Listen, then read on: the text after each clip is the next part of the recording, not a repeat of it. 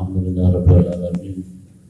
Nahmaduhu wa nusalli ala rasulillahil karim wa ala alihi wa sahbihi ajma'in. Amma ba'du. Qala Allah ta'ala fi kitabil karim wa a'udzu billahi minasy syaithanir rajim. Bismillahirrahmanirrahim. Innal ladzina qalu rabbuna Allah tsumma istaqamu tatanazzalu 'alaihimul malaikatu alla takhafu wa la tahzanu wa abshiru bil jannati allati kuntum tu'adun. Nahnu awliya'ukum fil hayatid dunya wa fil akhirah wa lakum fiha ma tashtahi anfusukum wa lakum fiha ma tad'un nuzulan min ghafurir rahim. Faqala Rasulullah sallallahu alaihi wasallam fi mafhumil hadis al-qais man dana nafsahu mu'mina lima ba'dal maut wal ajiz man atba nafsahu hawaha wa tamanna ala dhahil amani kama qala Rasulullah sallallahu. Bapak dan saya mulia, Allah Subhanahu wa ta'ala telah membuat program. Dikatakan katanya pertama kali Allah katakan kepada kolam, menciptakan kolam dan lauhil mahfuz, papan yang terpelihara. Apa kata Allah? Ya kolam, uktub, hai pena, tulislah oleh kamu. Itu kolam itu penanya tanya, apa ya Allah yang harus saya tulis? Kedua kali Allah katakan, tulislah. Sampai juga itu kalau bertanya sampai 3 kali katanya Allah katakan ya kolam tulislah. Maka itu kolam menulis sendiri, menulis dengan tentunya dengan arahan Allah, dengan gerakan Allah itu tertulis menulis di lauhil mahfuz, papan yang terpelihara. Apa yang ditulis semua planning Allah, semua program Allah dari semenjak awal Allah ciptakan makhluk sampai terakhir kiamat, sampai alam akhir. Ma farratna fil kitab min syai'in, kata Allah. Tidak kami tinggalkan di dalam Alkitab lauhil mahfuz sedikit pun apa yang terjadi, baik di alam dunia, di alam akhirat. Maka ini yang mulia, termasuk kumpulnya kita sekarang ini bukan kebetulan. Ya, sudah ada di lauhil mahfuz, kita malam ini harus kumpul di pesantren, di mushola, di masjid. Maka harus bersyukur kita kepada Allah sore ini dikumpulkan di istananya Allah Subhanahu wa ta'ala. Sebab banyak orang hari ini, jangankan orang kafir, orang Islam pun Allah kumpulkan di tempat maksiat. Hadirin yang dimuliakan Allah, maka Allah Subhanahu wa ta'ala dari semenjak azali, dari semenjak awal lagi dan diingatkan. Bukan hanya sekedar dihafal, tapi masukkan ke dalam hati yang sebenar-benarnya bahwa kebahagiaan, kesuksesan, kejayaan manusia dunia akhirat hanya Allah letakkan dalam amal agama yang sempurna. Siapa yang mencari kebahagiaan, siapa yang mencari kesenangan, siapa yang mencari kemuliaan bukan dengan Islam, Allah akan hinakan dia. Kita sudah dengar bagaimana Sayyidina Umar radhiyallahu anhu ketika datang ke Palestina, subhanallah, katanya Pak, ini Sayyidina Umar radhiyallahu rombongan jamaah untuk dakwah ke Palestina. Pada saat itu Palestina di bawah kekuasaan Romawi sebagai provinsi daripada salah satu provinsi dari Romawi. Maka subhanallah, katanya tentara Islam datang setelah perbatasan Palestina bikin kemah. Amirnya Khalid bin Walid, tidak salah Khalid bin Walid sudah bahas. Hadirin yang mulia, itu sahabat bikin kemah 2, kemah tempat tidur dan kemah masjid. Subhanallah, dipisahkan, katanya kemah masjidnya agak sedikit jauh dari kemah tempat tidur. Kenapa? Supaya ada langkah-langkahnya ke masjid. Kalau menurut kita ya di kemah tempat tidur aja, seperti pergi haji di Arafah, Pak. Ya di situ tidur, di situ sholat itu. Tapi sahabat paham betul langkah-langkahnya ke surga ada ke masjid itu ada nilai di hadapan Allah Subhanahu wa taala. Maka dia bikin kemah masjid terpisah dengan kemah tempat itu. Hadirin yang mulia, maka subhanallah mondar-mandir masjid. Barulah kirim utusan ke gubernur Palestina katanya bahwa kami datang mau dakwah Islam. Kalau kalian tidak mau menerima Islam, maka kalian tunduk di bawah khalifah Islam, di bawah kekuasaan Islam, kayak penting. Tapi kalau tidak mau juga berarti kalian ngajak perang sama kami. Ini yang mulia. Bagaimana ini gubernur katanya kirim untuk datang ke Romawi, datang ke Raja Romawi menyampaikan ada surat ini orang Palestina, orang Islam datang dari Madinah ingin mendakwah. Maka pendeta-pendeta di Romawi bilang jangan kalian lawan mereka. Dan di balik itu ada kekuatan besar, ada kekuatan yang tidak bisa dikalahkan oleh siapapun. Kirim saja wanita-wanita yang cantik kepada mereka. Kalau mereka sudah tergoda oleh wanita, baru kita akan serang mereka. Kenapa? Karena mereka sudah tidak ada kekuatan, tidak ada pertolongan lagi. Rupanya subhanallah disusunlah oleh rencana oleh gubernur Mesir, gubernur Palestina, dipilihlah wanita-wanita. Mungkin pada saat itu mulai ada pemilihan wanita kecantikan berikutnya. Dipilihlah wanita-wanita yang cantik. Subhanallah, setelah terpilih, dikasih target oleh gubernurnya, kamu sekarang akan membawa visi negara. Kamu akan membawa visi pemerintah, membawa atas nama pemerintah. Apa? Di sana ada orang-orang Islam di kemah, di perbatasan. Kau goda mereka. Kau goda. Inilah visi negara, visi duta, misi Kesatuan Republik NKRI. Ditarik. Berangkatlah si wanita. Ini tentara Islam, subhanallah, ilham sudah datang Allah berikan. Maka Pak, Allahu Akbar. Walaupun dia bukan Nabi dan Rasul, walaupun dia seorang sahabat, tapi kan dia sudah ditunjuk sebagai Amir oleh baginda Rasulullah, maka ilham Allah datangkan kepada Amir itu sendiri.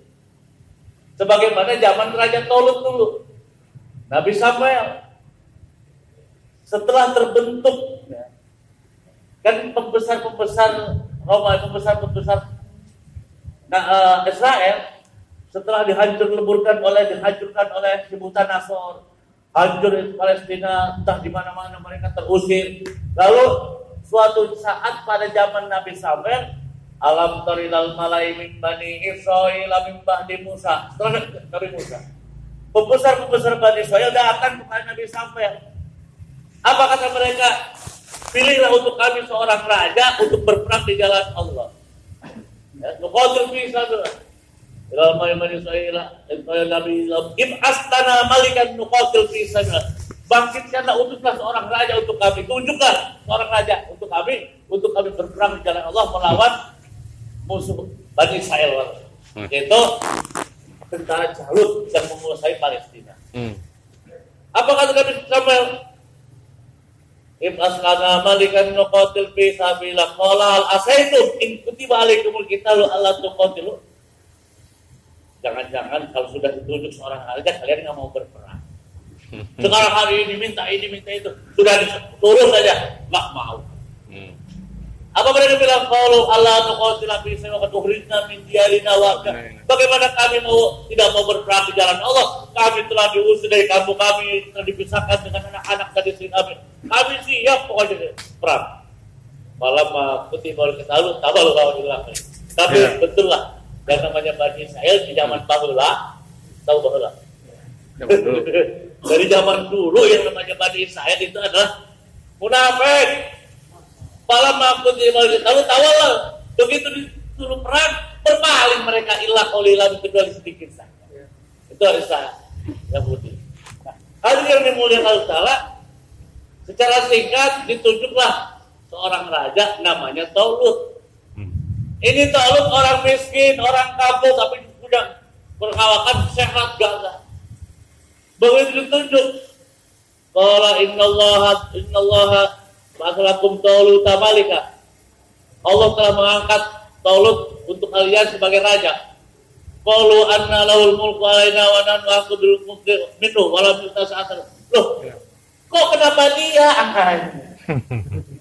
Ngeyel, emang bukan ngeyel itu. Makanya jangan jadi karbon yang ngeyel ya. Kalau sudah keseluruhan musyawarah jelas, ini arah aja, laksanakan saja. Jangan ngeyel. Gimana kalau begini? Gimana kalau begodong begitu? Ngeyel. Laksanakan saja, amalkan saja. Nah, kenapa dia jadi raja buat kami? Anak aku, kami lebih berhak daripada dia. Dia orang miskin, orang kampung lagi. Gak kenal dia ingin. Gak kenal berdoa sih. Apa kata Nabi? Qala innallah tafahu wa zadahu alaikum bas. Yang pilih itu bukan aku, kata Nabi sampai Allah pilih dia. Ya. Innallah tafahu, Allah yang pilih dia. Dan masalah ilmu nanti Allah akan kasih ilmu dan Allah akan kasih dia harta banyak. Allah yang akan kasih. Kata mereka, apa tandanya bahwa Allah yang pilih? Wa qala lahum nabiyyuhum inna ayata mulki hayyatiyakumut tabutu fi sakinatun min rabbikum wa baitun matarakalu musal. Tandanya itu pilihan Allah. Allah akan kirim nanti bawa tabut ini di dalam peti. Oh ya, peti di dalamnya peninggalan Nabi Musa, ada tongkat Nabi Musa, ada pakaian baju Nabi Musa. Dulu ini bukan musyrik. Dulu Bani Israel pernah kemana saja keberkahan itu tabut Nabi Musa, bukan karena tabutnya, bukan karena petinya, karena ketaatan kepada Allah. Ketika mereka masih taat kepada Allah, ini hanya tanda saja Allah menangkan terus perang. Tapi ketika mereka sudah tidak taat lagi pada Allah, ini tabut direbut oleh Jalut dan mereka sudah tidak mendapatkan kemenangan. Maka sekarang dikembalikan oleh Allah. Datangnya itu tabut kepada siapa? Kepada Talut. Tahmiluhul malaikah, dibawa oleh malaikat, diserahkan kepada Talut. Sudah, inilah Bani Israel kalau sudah lihat begitu baru mereka mau. Akhirnya mereka mau Talut jadi raja mereka. Nah, ini raja dan Talut menjadi raja bukan saya pilihlah saya, bukan. Tidak ada. Gak ada. Selalu Allah katakan Talut ini jadi raja dipilih oleh Allah. Lewat siapa? Nabi Samuel. Wahyu Nabi Samuel. Gak ada Allah. Justru yang minta, kenapa dia? Bukan aku yang jadi raja. Allah tidak jadikan raja mereka. Tidak. Tapi justru Talut.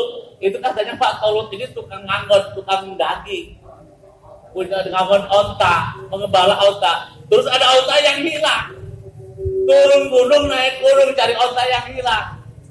Gak ketemu, mungkin sudah berhari-hari gak makan, tapi masih gagah badannya.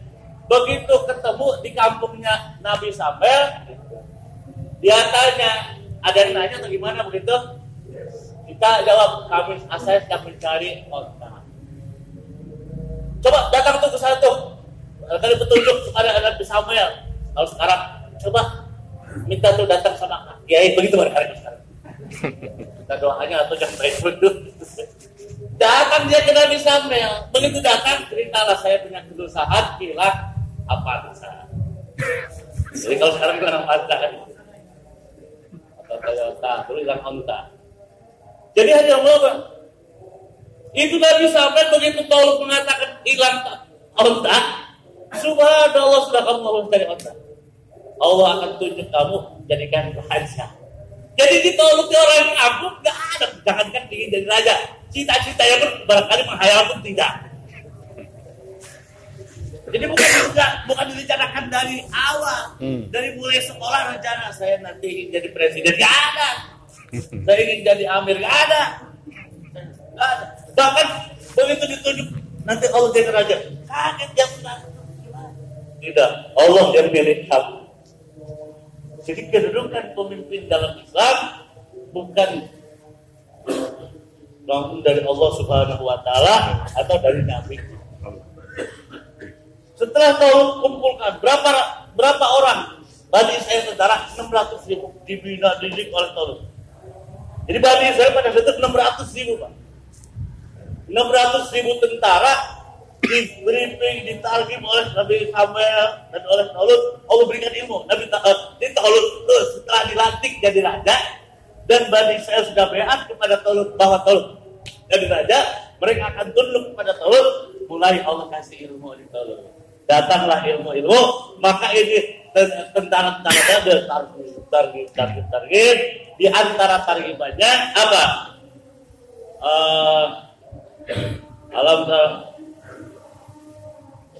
Balamma fasala Talut bil junudi qala innallaha mubtaliikum binahar. Salah satu targibannya, ingat. Jadi setelah dikumpulkan di tentara Bani Israil 600 orang, tentara dan lengkap dengan senjatanya, salah satu targiban Talut, innallaha mubtaliikum binahar. Kalian sekarang akan berjuang di jalan Allah. Maka di tengah jalan akan diuji oleh Allah. Dengan apa? Binahar, dengan sungai jernih bersih. Bayangkan Pak, di padang pasir panas. Jalan mungkin ada yang tahu. Tapi ketemu apa? Air jernih bersih putih. Oh subhanallah. Di situ irja. Paman sari babi kepala samini. Siapa yang minum itu air bukan dari golongan itu. Wabalah biasib bahwa ini siapa yang tidak minum illa marik taruh anggur batat biadi, kecuali yang ambil satu teguk saja dengan tangan, minum satu teguk, itulah golongan. Yang tidak minum, itu golonganku. Yang minum banyak, lebih dari satu teguk, bukan ujian. Ini salah satu targibannya, Pak. Subhanallah berangkat. Ada ini, Pak. Talut bukan Nabi dan Rasul. Dia seorang amir raja yang ditunjuk oleh Nabi Samuel. Tapi ketika mau berangkat, dia ini nggak sampai itu. Dari mana itu tahunya itu sungai menjadi ujian buat dia?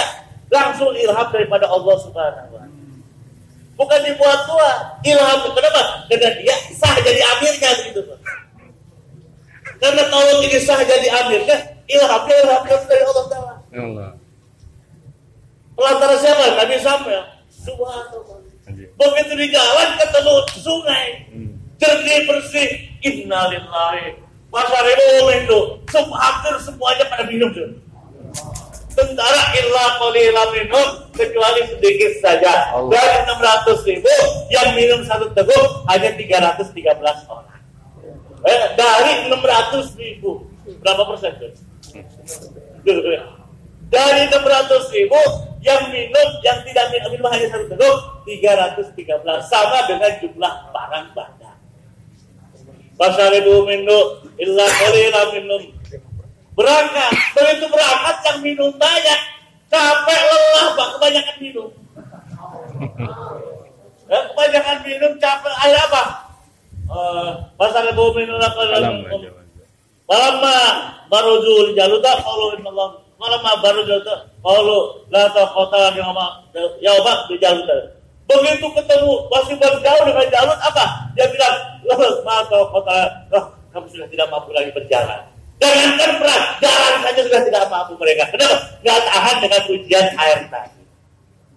Maka dalam rangka perjuangan selalu ada ujian. Selalu ada ujian. Subhanallah yang mudah. Bagaimana yang sedikit lagi 313? Waqala alladziina yazunnuna annahum mulaqullahi kam min fi'atin qalilatin ghalabat fi'atan katsiratan bi'iznillah. Kata yang golongan sedikit, betapa banyak orang golongan sedikit bisa mengalahkan golongan banyak dengan izin Allah. Siap terus 13 berangkat untuk menghadapi tentara Jalut yang begitu banyak dan besar-besar. Balamma baruzu li Jaluta qalu Rabbana afriq alaina sabra wa sabbit aqdamana wangsurna ala qaumil kafirin. Begitu jumpa orang-orang kafir Jalut dengan tentaranya, mereka pasrah kepada Allah, bukan mengandalkan pasrahnya kepada senjata kita. Makanya Pak, umat Islam itu mendapatkan kemenangan, kejayaan hanya dengan nusratullah. Wa qala alladziina yazunnuna annahum, orang-orang yang sedikit tadi yang 313 mengatakan betapa banyak kam min fi'atin qalilatin ghalabat fi'atan katsiratan bi'iznillah. Betapa banyak golongan orang-orang yang sedikit mengalahkan golongan banyak dengan izin Allah. Makanya dalam segala gerakan apa saja, kalau kita ikhlas kepada Allah, jangan lihat sedikit banyaknya. Ya, kok saya mah dihalakkan sedikit, jangan lihat sedikit. Jangan lihat sedikit banyaknya. Kadang-kadang yang banyak busa lautan itu. Itu yang ke atas itu kelihatan apa, itu busa tuh. Bentar aja hilang. Tapi yang di bawahnya yang bermanfaat kata Allah tetap dia akan tenang. Jangan lihat banyak sedikitnya. Dalam apa saja. Kenapa? Karena ternyata itu yang sedikit pun bisa mengalahkan yang banyak dengan izin Allah. Subhanallah. Doanya apa tadi? Kalau ketemu dengan tentara Jalut, doanya apa? Rabbana afriq alaina. Ya Allah, curahkan kepada kami kesabaran. Ya Allah, sabar ya Allah, walaupun dikatakan apa sabar. Jika terima kasih saat juga sabar saja ya Allah. Hah? Sabar ya? Insyaallah. Sabar saja. Rabbana afriq. Perbanyak baca Rabbana afriq alaina. Sabra wa sabit aqdamana. Teguhkan langkah-langkah kami. Allah. Wasulna ala qaumil kafirin, wasulna ala qaumil zalimin, wasulna qaumil hasidin. Baca boleh tambah. Wasulna ala qaumil zalimin, wasulna qaumil hasidin. Tolonglah kami dari kaum-kaum yang hasud dan dengki kepada kami. Falamma barazu lijalu taqul Fahazamuhum, mereka menyerang Jalut. Wa qatala Daud Jaluta. Di dalam tentara itu ada namanya Daud, masih pemuda. Itu dengan senjatanya sampai Jalut mati. Maka Jalut diambil mantu oleh tentara Tolut, oleh Tolut, raja. Jadi panglimanya. Nah, jadi hari yang mulia, kembali tadi, itu Tolut jadi raja bukan keinginan sendiri. Bukan dia promosi sama orang, nanti itu saya jadi raja ya. Tidak juga. Gak ada kolusi namanya? Koalisi. KKN. Gak ada. Bahkan dia sendiri gak paham, gak tahu. Saya pernah muzakarah dengan seorang ulama-ulama dari Pakistan tentang Imam Mahdi. Nah, kata ulama itu, nanti akan munculnya Imam Mahdi seperti Tolut. Seperti Tolut. Apa dia bilang? Dia tidak merasa dirinya jadi Imam Mahdi dan tidak ada keinginan. Tahu-tahu ditunjuk jadi Imam Mahdi. Apa tandanya? Tandanya insya Allah kalau dulu pada zaman Tolut tandanya adalah tabut Allah datangkan kepada Tolut, insya Allah mungkin semacam bendera katanya. Nanti tahu-tahu semacam ada alamat saja atau dia itu dari Allah, tunjukkan Allah sebagai Imam Mahdi. Jadi begitu mujakarah dalam berjalan ya, ulama-ulama dari Pakistan, Bangladesh, itulah nanti kemunculan Imam Mahdi seperti munculnya Raja Tolut, bukan atas pemilihan tapi langsung Allah yang tunjukkan. Kalau sudah ditunjuk oleh Allah sah, maka tidak akan pecah belah lagi umat. Gitu. Jadi kalau masih pecah belah belum jadi Imam Mahdi. Belum. Jadi kalau masih pecah belah umat ini kayaknya masih. Dan kalau sudah Imam Mahdi muncul, umat bersatu, di situ akan ada nusantara berlebihan dan Allah akan islah. Nah ini Pak, Allah akan islah itu Imam Mahdi dalam satu malam. Tadinya dia tidak mau dibeat, tidak mau. Tapi setelah dipaksa-paksa, maka dia terima dan hanya diislahkan dalam satu malam kata Allah. Maksudnya apa? Dalam satu malam itu, dalam sholat tidur, Allah akan berikan ilmu-ilmu tentang kepemimpinan. Begitu besoknya langsung gerak dakwah, gerak jihad fisabilillah. Allah. Kita Allah alam apa ketemu atau tidak ya. Kalau ketemu mudah-mudahan Allah tetapkan teguhkan dalam iman. Amin ya Allah. Amin. Dakwah terus. Kalaupun nggak ketemu keturunan kita, semoga Allah juga tetapkan mereka. Amin. Allah lindungi mereka. Ya, tetap Allah bangkitkan mereka keturunan kita di bawah pimpinan Imam Mahdi yang sebenarnya menurut Allah dan Rasulnya. Nah, ini ya Bu ya. Kembali tadi kepada siapa Nabi Musa ya tadi? Daud. Samuel. Oh, dan Sayyidina Umar. Umar. Sayyidina Umar kan kirim rumah. Oh, Yahudi. Setelah dikirim dakwah di tanah, maka pimpinan umat Islam yang dikirim oleh Sayyidina Umar tadi, ilham datang sebagaimana ilham kepada Tolut, gitu. Maka amir jamaah pada saat malam besoknya mau dikirim wanita-wanita cantik, malamnya setelah sholat isya tarkib jamaah. Apa kata amirnya? Kalau masalah itu Khalid bin Walid. Ingat, daging dan daging kita datang kemari bukan karena uang, bukan karena ingin jabatan, bukan karena ingin itu ingin ini, kita datang kemari niat karena perintah Allah SWT ingin menegakkan agama. Maka tingkatkan ketakwaan, ini tarkiban. Tingkatkan ketakwaan kepada Allah mulai besok siapa pergi dari masjid ke rumah kemana saja, jangan tengok kanan dan kiri, tundukkan pandangan mata dan baca Al-Quran terus. Wah, ini ilham Allah langsung, Pak. Bukan ini bukan tahu mau dikira wanita, nggak tahu dia nggak tahu, nggak ada yang kasih kabar. Cuma begitulah ilham daripada Allah Subhanahu Wa Taala. Mulai besok subuh, siapa saja yang datang ke masjid, jangan tengok kanan, tengok kiri, tundukkan pandangan mata, bertasbih baca Quran kepada Allah Subhanahu Wa Taala. Kalau ahbab dahulu begitu target langsung samina wa ta'ala. Beda dengan ahbab sekarang. Suruh nggak bawa HP, diumpetin tuh HP. Jadi kita kadang-kadang ya malu kita akhir zaman gitu. Mudah-mudahan Allah maafkan Allah. Amin. Jadi dulu para sahabat kalau ditakdir oleh sahabat tadi oleh Abdillah langsung samina wa ta'ala, Pak. Mulai besok itu sahabat tadi emah ke masjid gak tengok kanan kiri. Jadi gak tahu ada siapa di sebelah kanan, gak tahu berapa lama. Yang selama itu sebelum ada perubahan. Rupanya besoknya sedikit wanita, kurang lebih 1 minggu itu wanita mejeng di pinggir jalan gak ditengok sama. Akhirnya mereka malu sendiri pulang. Apa kata gimana kabar hasil? Orang berbahasa tengok saja. Subhanallah. Jadi ini Pak, kehebatan, keteguhan para sahabat. Kita subhanallah, dan keluar 4 bulan, istri sudah punya, keluar 4 bulan, dan keluar kayak boleh lihat apa. Ada yang mulia. Apa? Akhirnya si gubernur pergi ke Raja Romawi lagi. Apa kata lagi ditanya gimana sukses? Urus-urus ditengok saja tidak. Kata pendeta sudah. Kalau begitu jangan dilawan Mas. Kau serahkan saja kunci Baitul Maqdis, jangan dengan tanpa perlawanan. Tapi minta yang menerima kuncinya Amirul Mukminin Sayyidina Umar. Secara singkat Pak, itu Sayyidina Umar berangkat dikasih tahu berangkat dari Madinah ke Palestina. Saya rasa Palestina itu katanya kalau naik onta itu 1 bulan perjalanan. Apa 2 minggu. Jadi kalau pulang pergi itu orang dari Mekah itu 1 bulan. Dari Madinah rumahnya jauh juga. Tapi Ajib Sayyidina Umar gak cari kuda yang paling bagus, gak cari mobil Mercy gitu, tidak.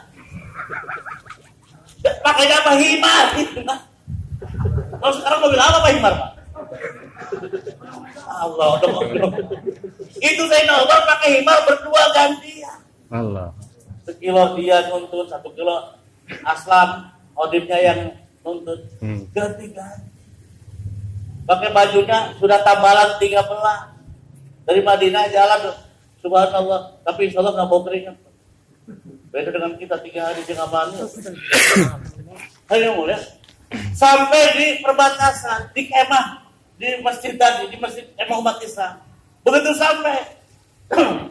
Ya wajar lah baju dari putih dari itu tidak ada debu apa. Ini amir rombongan, amir jamaah usul. Ya Amirul Mukminin, engkau ini mau menghadapi raja yang besar. Rasanya nggak pantas kalau pakai baju tambalan seperti itu. Kami sudah siapkan baju. Rupanya mereka siapkan baju yang baru bagus. Itu saya Umar buka, yang tambalan dipakai yang baru. Oh lain baju baru Pak. Kita juga mau lebaran pakai baju baru lain. Wah, yang lain lagi, oh hebat. Tapi apa kata si Umar begitu lihat hatinya? Tagayyar Umar. Oh, hati Umar berubah. Allahu Akbar. Gara-gara punya yang baru, berubah hati. Sudahlah. Maka pada saat itulah Sayyidina Umar katakan, wallahi kunna adzallan nas a'azzana demi Allah kita dahulu orang-orang yang hina dan dihinakan. Tukang makan bangkai, darah dimakan, diminum. Pokoknya hina dan dihinakan. Sampai-sampai Raja Romawi Persia tidak noleh anak. Gak dianggap manusia lah orang-orang pada saat itu. A'azzana, sekarang Allah muliakan kita. Sampai-sampai Raja Romawi serahkan kunci Baitul Maqdis tanpa mengadakan perlawanan. Ini Allah muliakan dengan apa? Bil Islam, dengan Islam. Allah. Jadi Allah muliakan kita dengan Islam. Paman tolabal Islam bidun Islam adalah Allah. Siapa yang mencari kemuliaan bukan dengan Islam, Allah akan hinakan. Allah. Hasil mulia. Maka apa Allah sudah bertanya? Siapa yang mencari kemuliaan bukan dengan Islam, Allah hinakan. Nyata sampai zaman kiwari pun sama. Itu tetap berlaku. Siapa yang cari kemuliaan bukan dengan Islam, Allah akan hina. Ya. Kelihatannya mulia-mulia, besok-besok aja masuk penjara. Allah tidak akan hina. Nah, aja mulia, akhirnya Mas Umar katanya sudah buka lagi baju tambalan 13, buka lagi baju yang baru, pakai lagi baju tambalan yang 13. Kemuliaan manusia bukan karena baju. Bukan karena pakaian, bukan karena pangkat jabatan di sini, bukan karena bintang 7, bukan. Subhanallah berangkat Pak ke Masjid Baitul Maqdis. Itu di depan Baitul ada teras. Di situ Raja Romawi dengan para pendetanya sudah kumpul, duduk di bangku. Kata Raja Romawi, kata rajanya, kalian kalau datang itu nanti Amir Mu'min Umar, jangan kalian menghormat dengan berdiri. Jadi mereka itu kalau penghormatannya datang seorang dengan berdiri penghormatannya. Di antaranya gitu. Kalian tidak boleh berdiri. Kata para pendeta, oke bos. Duduk. Itu di depan masjid Pak ada kolam. Rupanya itu setelah lewat zuhur lah kalau pada saat saya nomor datang ke pintu gerbang itu si matahari sudah ke barat sedikit. Maka dia mulai pendeta nanya, mana Umar? Itu yang di atas, buka, itu yang di bawah. Jadi pada itu giliran si Umar yang nuntut. Makin kagum dia. Aneh. Sudah karena jalan berdebu, si Umar mau naik teras, cuci sandal, cuci kaki. Nah nyuci kaki itu jongkok begini, matahari sebelah sana, kena palanya si Umar. Dari pala si Umar nyentar ke mukanya si Raja Romawi. Kelagakan dia Pak. Allah paksa dia supaya menghormat si Umar. Begitu kena palanya mukanya si Raja Romawi, gak tahan, berdiri dia. Waktu sudah berdiri menghindar cahaya matahari. Ini para pendeta lihat Raja berdiri, pada berdiri semuanya Pak.